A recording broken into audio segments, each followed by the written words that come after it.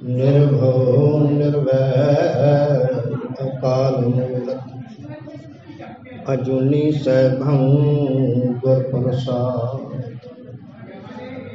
बेशुमार अथा अगंत अतुलय ज्यों बुलावो त्यों नानक दास बोले। ज्यों बुलावो त्यों नानक दास बोले।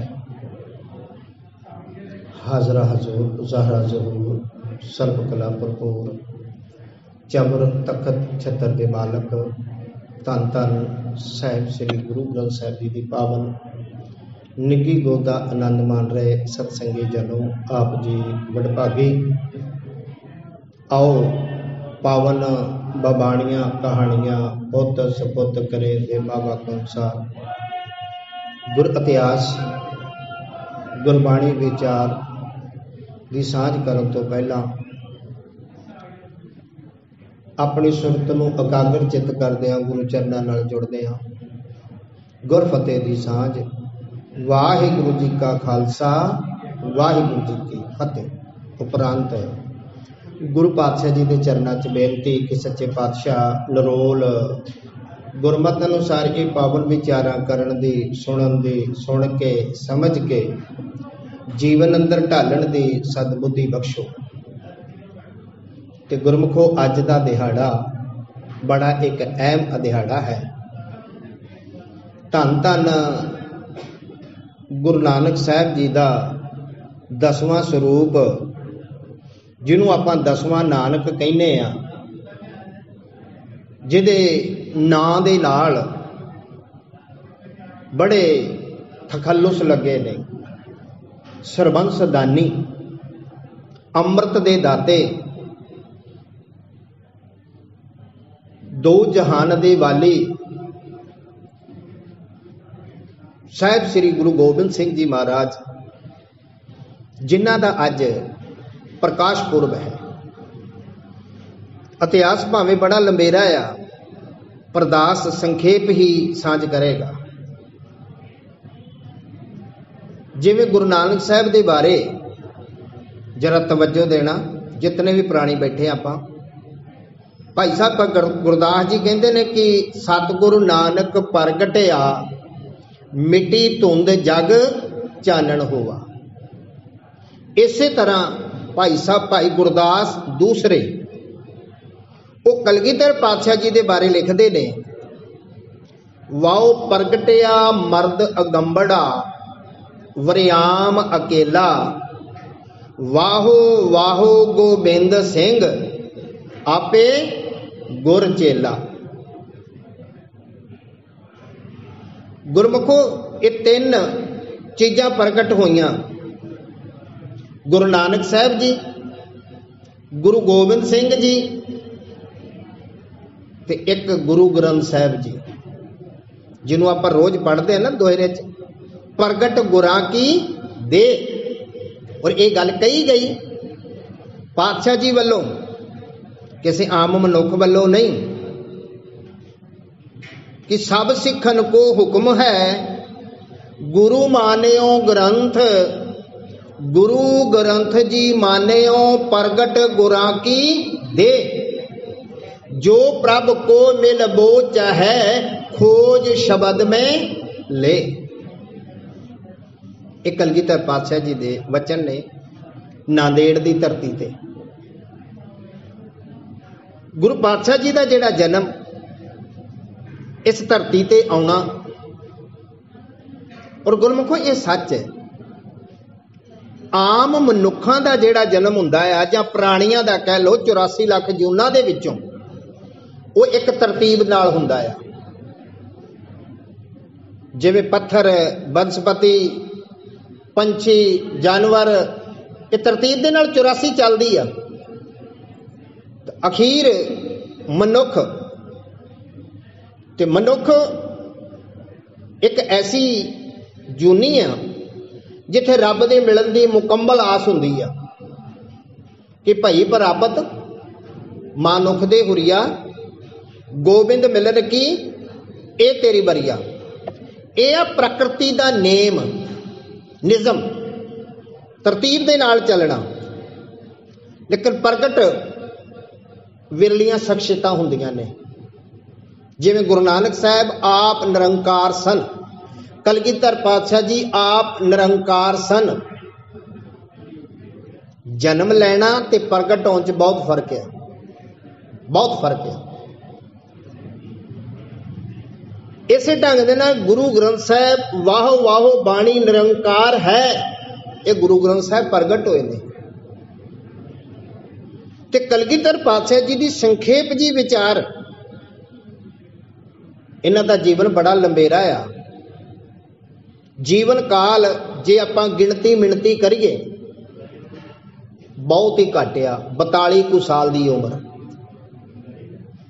सतगुरां दा अवतार जिहड़ा हुंदा आ, बचित्र नाटक 10वें ग्रंथ दे अंदर पातशाह जी ने अपनी कथा संसार दे लोकां नूं बयान करके दसी है। अब मैं अपनी कथा बखानू, मैं अपनी कथा करके दसदा आ। की दसदा? तप साधक जै विद मोए आनो, मैं बड़ी तपस्या की सी गुरमुखो। असल च मैं एक एक दी व्याख्या करांगा, बड़ी लंबेरी हो जाएगी।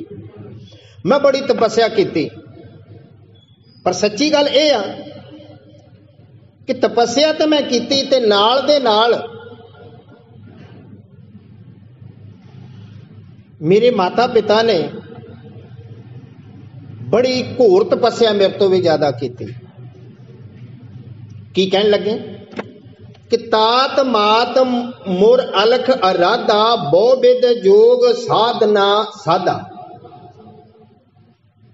मेरे माता पिता ने बड़ी तपस्या की, और ये सच जो इस संसार ते दो रूहां भटकदियां, जो दो रूहां, एक शैतान रूह जिन्हों आपां भूत प्रेत कहने आ, एक देवता रूह जिन्हों आपां देवी देवता कहने आ, महापुरुष कहने आ। और इन्हां दोवां रूहां दा जन्म जल्दी नहीं जो हुंदा, ना देवतियां दा ही ते ना ही ये शैतान रूहां दा। क्योंकि इस देही दे बारे बाबा कबीर साहब, इस देही को सिमरे देव, इस देही नूं याद करदे ने सानू किते। क्यों? इस देही दे राही एक गेट है ऐसा मनुखा देही जिथे रब नूं मिलना है, परमेश्वर को मिलना है।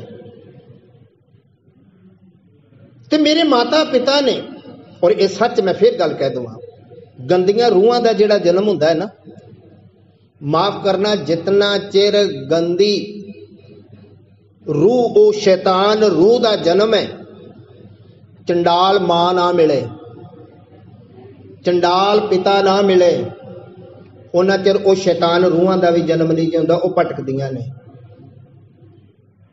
इस तरह देवी देवते महापुरुष ने जेड़े,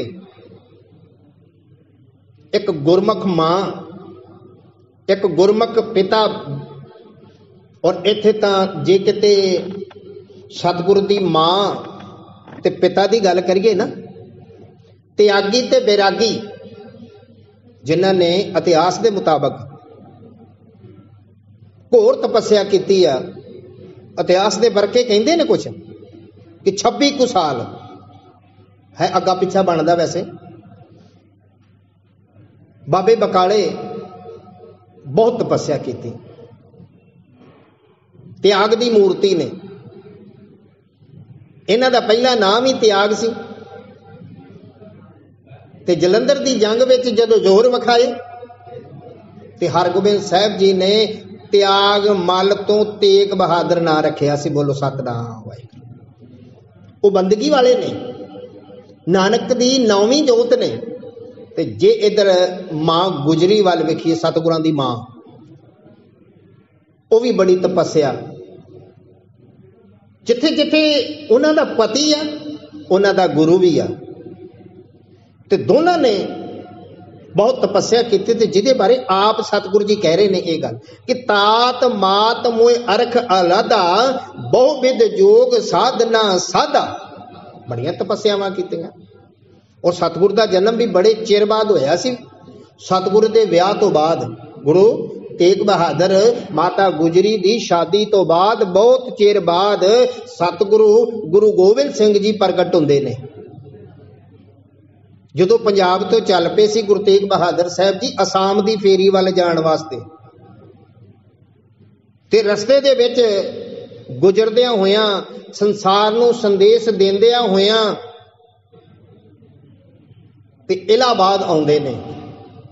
इलाहाबाद जिन्हों अज प्रयागराज भी कहा जाता, पहला नाम भी प्रयागराज से, जिथे त्रिवेणी आ, जिथे सतगुरु जी ने यह गल की अगवाई दी आ, तिन जो करी अलख की सेवा ताते भए प्रसन्न गुरदेवा। अलख जिहड़ा ना लिखिया जाण वाला कौन है भला? माफ करना, कोई भी होवेगा ना पंज भौतिक शरीर, उन्होंने पूरी तरह बयान कर देवांगे, इहदे च आ गुण आ ते आ अवगुण आ, पर जिहड़ा ना लिखिया जाण वाला वो इक्को ही एक शक्ति है, निरंकार परमात्मा वाहिगुरु, जिहदे अनेक नाम ने। उस परमात्मा वाहिगुरु दी उन्होंने बड़ी सेवा की, उन्होंने आराध्या, फिर मेरा गुरुदेव प्रसन्न होया वो मालक, ते फिर मैनू एहो जी सुचज्जी मां मिली, एहो जिहा सचज्जा बाप मिलिया, जिस दे बारे कहते ने फिर तिन प्रभ जब आयस मोहे दिया तब हम जन्म कलू में लिया। संसार दे लोगों, ये सतगुर दे अपने वचन ने, किसी लिखारी दे नहीं। कहने लगे फिर मैनू आयस, आयस माने आदेश, आज्ञा, मैनू आज्ञा हुई परमात्मा वालों, गुरुदेव वालों, तां फिर मैं इस धरती ते आया। पर नाल ही गल कीती, भावें मैनू आज्ञा हो गई आ रब दी, पर की होया? चितना भयो हमरो आवन कै, चुभी रही सुरत प्रभ चरणन में। दरअसल ना बंदगी च इतने लीन सी, पर गुरमुख सच्ची गल यह आ, अज संसार दे लोग साडियां बंदगियां वेंदे ने किते भी, पर वो अवस्था ही कुछ होर हुंदी है। उदों ना सुध की ना सुध रही ते बुद्ध की ना बुद्ध रही, उदों सुध बुद्ध सब खत्म है। फिर किंतु परंतु लोक शोक कुछ भी आ, ऐसियां अनेक मिसालां ने गुर इतिहास अंदर आपां जे पढ़िए ते विचारीए तां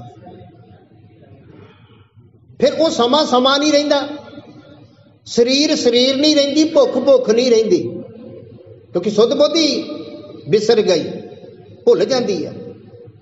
ते कहने लगे दरअसल मैं ना वो रब दी बंदगी दे विच इतना लीन सा, भावें मैनू परमात्मा ने ये आज्ञा दी सी, अज तक किसी बंदे की गल ना मनीए तो माफ करना इतना औखा ते कौड़ा हो जाता कि मेरी गल क्यों नहीं मनी। भावें बंदे की कितनी औकात नहीं, पर वो बंदा भी अपनी गल बनाने वास्ते अपना रोब जमाउंदा है, पर जिते रब कहे ओदा अंदाज लाओ खा जरा, रब की गल ना मनण दा की हसर होवेगा। पर की है सतगुर कहने लगे दरअसल भावें मैनू उस प्रभु ने आयस दे दिती सी, आग्ञा दे दिती सी, भावें मैं जन्म लैण वास्ते आ भी गया, पर मैं अपनी चित्त की गल दसन लगा। पर अज माफ करना अगले दे चित्त दी ते पुछदे नहीं, अपने चित्त दियां दसदे ने, तेरी गल नहीं असीं सुननी, तू अगों ना बोल, जो असीं कहना ना वो चू मनी जा। सतगुरु जी ने कहा चित ना भयो हमरो आवन को, असल च मेरा चित नहीं सी इस संसार ते आउण वास्ते। चित ना भयो हमरो आवन को, बई क्यों नहीं सी आउण नूं जी करदा तेरा? फिर सतगुरु ने कारण दसिया, कहने लगे ऐस करके कि चुभी रही सुरत प्रभ चरणन में, मेरी तो सुरत ओदे चरना च एक मेक हो गई सी, जिन्हों शब्द सुरत दा जाप कहने आ। सुरत आ ध्यान ते शब्द, ये शब्द सुरत दे जाप उस परमात्मा दे विच, ते मेरी सुरत, सुरत माने मेरा ध्यान उस परमात्मा दे विच लीन सी, एकमिक सी। जिहड़ी भगतां ने बयान किया तो ही मोही मोही तो ही अंतर, कैसा? बाबा रविदास जी कहने लगे चुभी रही सुरत प्रभ चरणन में, पर मेरी भावें सुरत चुभी सी, पर हुण रब दे गाड़ी कौन अड़े? रब दे गाड़ी नहीं कोई अड़ सकता। कहने लगे जो त्यों प्रभ हमको समझायो, फिर रब ने ना मैनू समझाउणा कीता, मैनू कोई गल दसनी कीती। इम कह ए लोक पठायो, मैनू इस तरह कह के ना इस संसार ते मैनू भेज दिता, जिहदे विच सतगुर जी अगे की दसदे ने। कहने लगे की किया अकाल पुरख ने? इत्थों तक मान दिता कि अब मैं अपना सुत तोहे निवाजा, पंथ प्रचुर करबे को साजा। गुरु गोबिंद सिंह जी नूं कहण लगे, भावें इतिहास ने इन्हां दा पहला नां जिहड़ा सी दुष्ट दमन दिता है, दुष्ट दमन। ते कहण लगे सतगुर जी की अकाल पुरख ने यह गल कही मैनू, उस परमात्मा ने, मैं अपना सुत तोहे निवाजा, पंथ प्रचुर करबे को साजा। मैं तेनू अपना पुत्र बना के भेज रहा, जा इस संसार ते जहां तहां तुम धर्म चलाए, जिथे किथे भी तुसी धर्म चलायो, कबुद्ध करन ते लोक हटाए। क्योंकि संसार ते मनमत बहुत हो रही है और अज भी हो रही है। अज ही माफ करना, मनमत वालियां दी जय जयकार आ, गुरमत वालियां दी जय जयकार नहीं, बल्कि उन्हां नूं ठोकरां ने अज भी। ते सतगुर जी कहण लगे कि धर्म चलाउण वास्ते मैनू इत्थे घल्लिया सी, ते इत्थे जो कुबुद्ध हो रही सी, कुरीतियां हो रही सी, मनमतां हो रही सी, उन्हां नूं कबुद्ध करन ते लोक हटाए, उन्हां नूं मना करन वास्ते। पर माफ करना, लोकां नूं असीं सुधार नहीं जो सकते। बाबा कबीर साहिब जी का एक वचन है गुरु ग्रंथ साहिब दे विच, बाबा कबीर साहब जी ने एक गल की, राग सोरठ अंदर। गुरमुखो कोई भी आ भावें वो बंदगी करता है ना, हुण जदों वो एकमिक हो जाए, अज भी माफ करना, कलगीधर पातशाह जी दे बारे भी आम मनुख की गल नहीं। कलगीधर पातशाह जी दे बारे भी लोग किंतु परंतु करते हैं, बाबे नानक दे बारे भी किंतु परंतु करते हैं, और जिन्हां दा जिक्र गुरु ग्रंथ साहिब विच भी हैगा। बाबे नानक नूं है ते सो संसार दे लोग ही सी ना, साडे वर्गे। कोई कहे भूतना, कोई कहे बेताला, किसी ने तो भूतना ही कह दिता सी, भावें वो आप निरंकार सी। ते कलगीधर पातशाह जी दे बारे भी लोगों ने बहुत कुछ किया और कह रहे ने, पर सच ये है कि पातशाह जी दे वचन ने असल विच गल ये आ, आप अपनी बुद्ध है जेती, बरनत भिन्न भिन्न तोए तेती।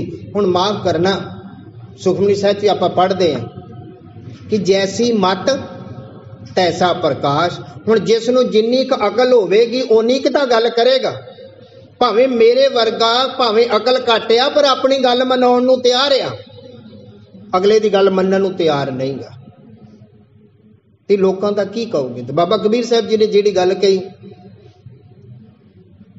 तुसी एकमिक हो गए, रीज परमात्मा तुहाडे अंदर, तुसी परमात्मा दे अंदर हो गए, पर जे संसार नूं कहोगे ना मैनूं रब मिलिया, लोकां नहीं जो मनना, बिल्कुल नहीं जो मनना, और ये सच है। कहो कबीर जब जानिया तो मन मानिया, मन माने लोग ना भतीजे, ये दुनिया खुश नहीं जो होनी, भावे जो मर्जी कर लो। कहो कबीर जब जानिया तो मन मानिया, मन माने लोग ना भतीजे। ते बाबा कबीर साहब कहन लगे, ना भतीजे तो क्या कीजे। हुण नहीं राजी हुंदे ते ना राजी होण, ये दुनिया किसी पासे भी राजी नहीं होनी। जे उन्हां दी गल मान लो तां, जे ना मनो तां। ज्ञानी जी तुसी आप ज्ञानी सो, तुहानूं भी पता सी, ते जे मन ली तां भी मर गए, ते जे ना मन्नी तां भी मर गए, सारे पासे मरन ही मरने। ते सतगुर कहन लगे, मैनू गुरु ने अपना पुत्र बना के भेजिया ते धर्म चलाउण दी गल कही, कबुध हटाउण दी गल कही, पर एक काम बड़ा औखा जो कलगियां वालिया दास नूं भी जे अपने पासे लाया ते किरपा तू करी, जे तू वरतेगा ते सारा कुछ होवेगा, नहीं ते नहीं होवेगा। की क्या ਠਾਂਡ पयो कर जोर कर बचन करे सिर नाए। ये गुरु गोबिंद सिंह दे वचन ने, आम आदमी दे नहीं।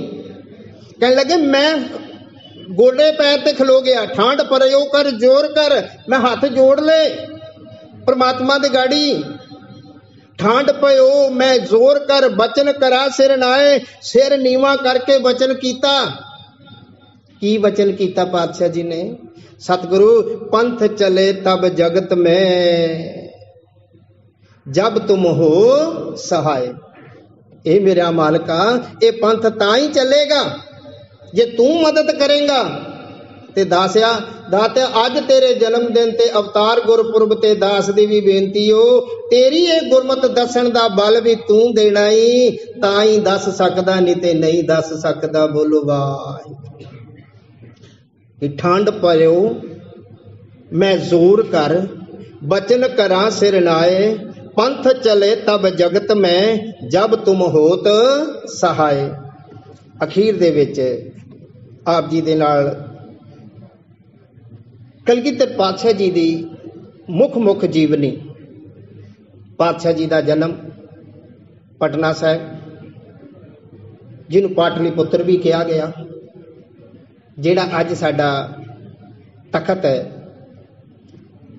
श्री हरमंदर सचखंड श्री हरमंदर पटना साहिब, जिथे सतगुरां दा जन्म होया वो अज तखत है। ते 22 दिसंबर 1666 माता गुजरी दी कुख तो गुरु तेग बहादुर साहब जी दे गृह, पर उस वेले गुरु तेग बहादुर साहब जी पटने विच नहीं सन, वो असम पहुंच चुके सन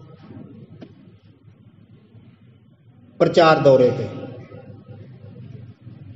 उथे तकरीबन 6 साल दी बचपन दी अपना बचपन बिताया ते अनेक बाल क्रीड़ा कीतियां ने।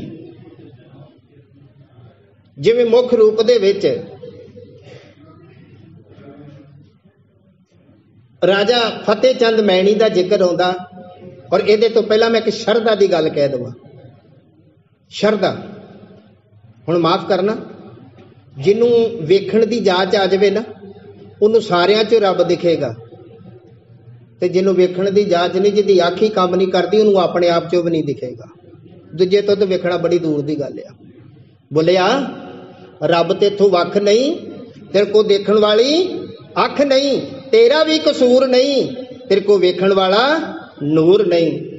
ते ओ नूर मिल गया सी भीखम शाह अंबाले दे रहण वाला।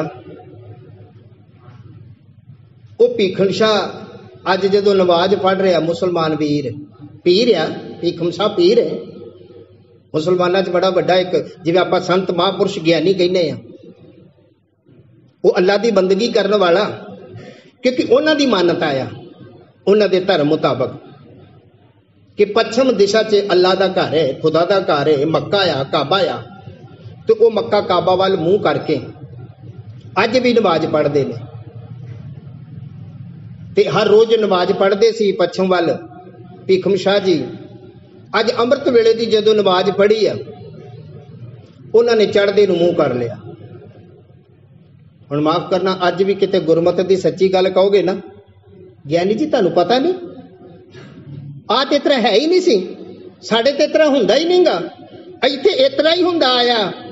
इहो गल्लां सुणन नूं मिलियां ने, और इहो सुणन नूं मिलिया सी भीखम शाह नूं।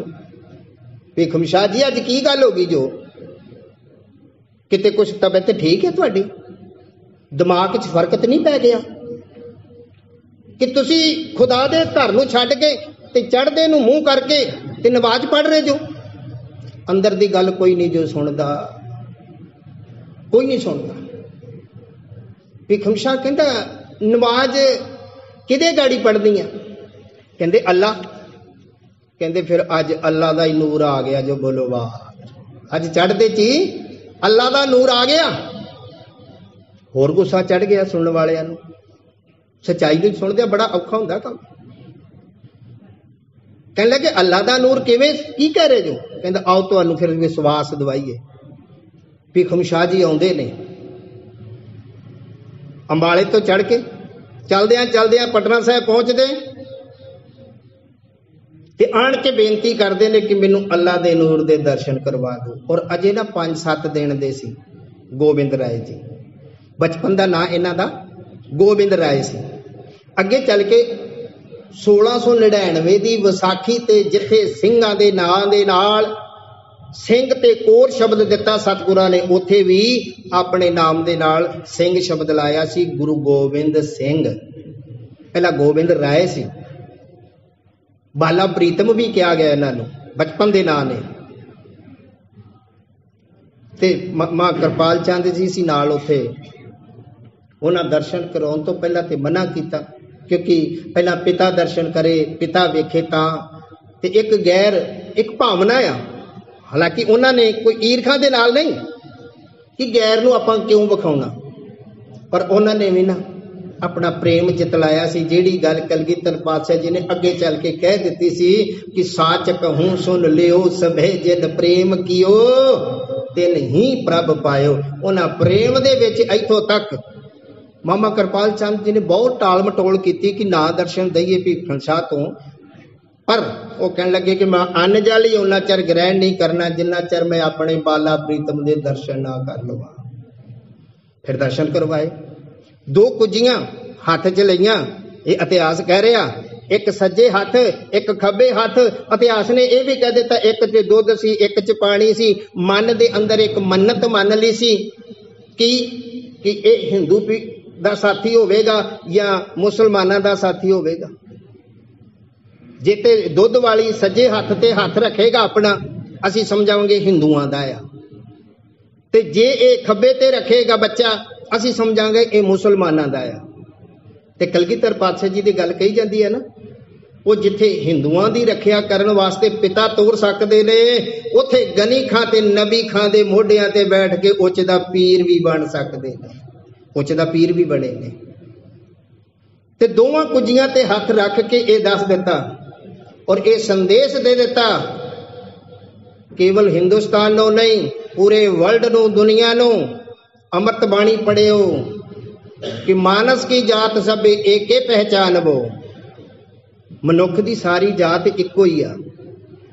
असी मेर तेर पा रहा, जातां गोतां बरादरियां इलाका गरीबी अमीरी तेर मेर आ, पर मानस की जात सब है एके पहचानबो।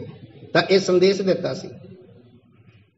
ते दोवें हथ कुजियां ते रख के कह दिता सी ये दोवां दा सांझा वली आ, सांझा पीर आ। गुरमुखो एक बहुत वड्डी अहम, जिथे भावें फतेहचंद मैणी दी गोद दे विच मां कह के फतेहचंद मैणी नूं बुलाया,